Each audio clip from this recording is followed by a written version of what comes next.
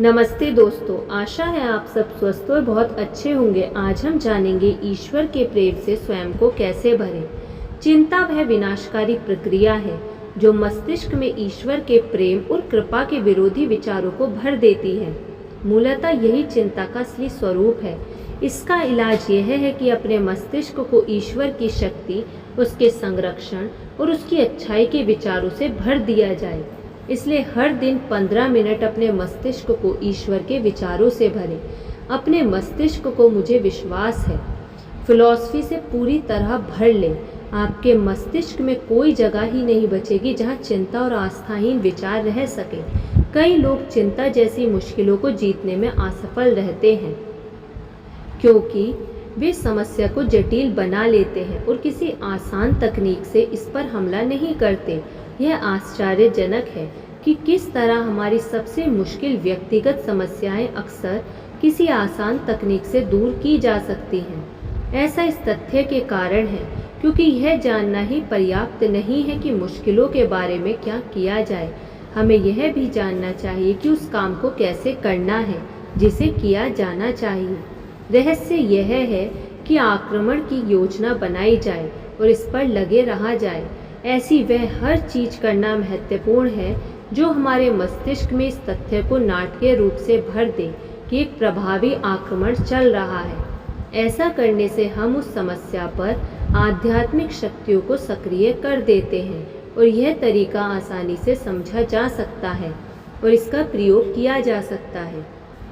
चिंता के खिलाफ तकनीक और रणनीति के सर्वश्रेष्ठ उदाहरणों में से एक है एक बिजनेसमैन द्वारा बनाई गई योजना। वह एक जबरदस्त चिंता करने वाला व्यक्ति था। दरअसल वह चिंता कर करके अपने स्वास्थ्य को बर्बाद कर रहा था और उसके नर्व्स की दशा भी चिंताजनक थी।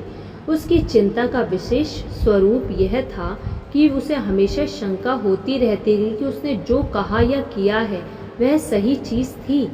वह हमेशा अपने निर्णयों को बदलता रहता था और उनके बारे में परेशान होता रहता था। वह एक पोस्टमार्टम विशेषज्ञ था। वह एक असामान्य रूप से बुद्धिमान व्यक्ति था। दरअसल वह 2 यूनिवर्सिटीज से ग्रेजुएट था। दोनों ही उसने ऑनर्स किया था। मैंने उसे सुझाव दिया कि उसे कोई आसान तरीका खोजना चाहिए जो उसकी मदद कर सके। मैंने कहा कि जब दिन खत्म हो जाए तो उसे उस दिन को खत्म मान लेना चाहिए और भविष्य की ओर जाना चाहिए तथा अतीत को भूल जाना चाहिए। मैंने उसके सामने आसान और नाटकीय रूप से आध्यात्मिक सत्य की जबरदस्त प्रभावशीलता को स्पष्ट किया।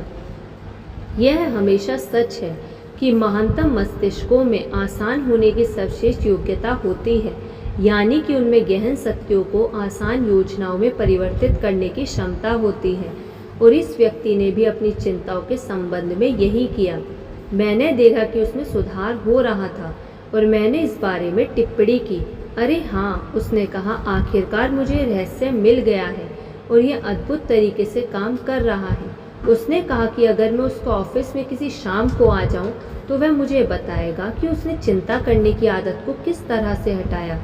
उसने मुझे एक दिन फ़ोन किया और मुझसे उस शाम डिनर लेने का आग्रह किया। मैं उसके ऑफिस के बंद होने के समय वहाँ पर पहुँची। उसने बताया कि उसने अपनी चिंता की आदत को समाप्त करने के लिए एक छोटी सी तरकीब खोजी है जो वह हर रात ऑफिस से निकलने से पहले करता है। और यह अनूठी तरकीब थी। इसने मुझ पर स्थायी प्रभाव डाला। हमने अपने हैट और कोट उठाए और दरवाजे की तरफ बढ़े। उसके ऑफिस के दरवाजे के पास एक कचरे की टोकरी रखी थी और इसके ऊपर दीवार पर एक कैलेंडर टंगा था।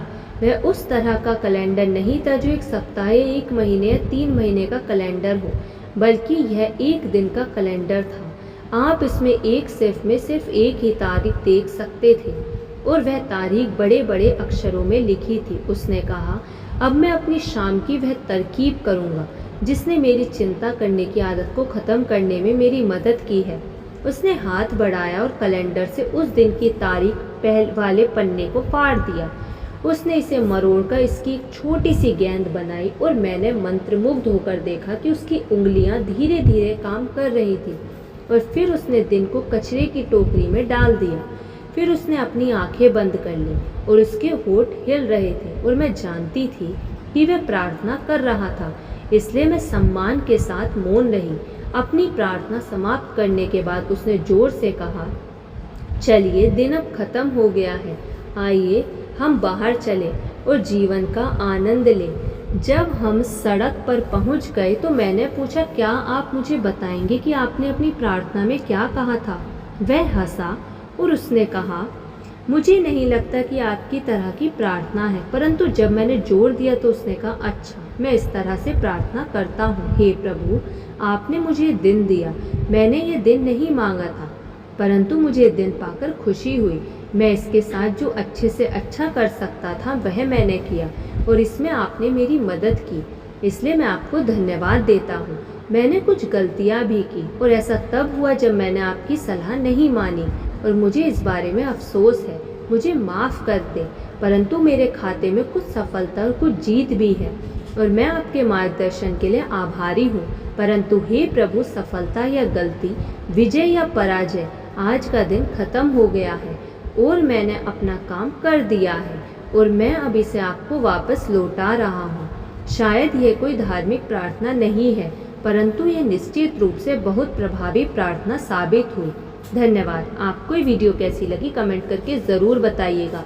यदि आपने अभी तक इस चैनल को सब्सक्राइब नहीं किया तो सब्सक्राइब कर लीजिए और इस वीडियो को लाइक कर दीजिए। धन्यवाद।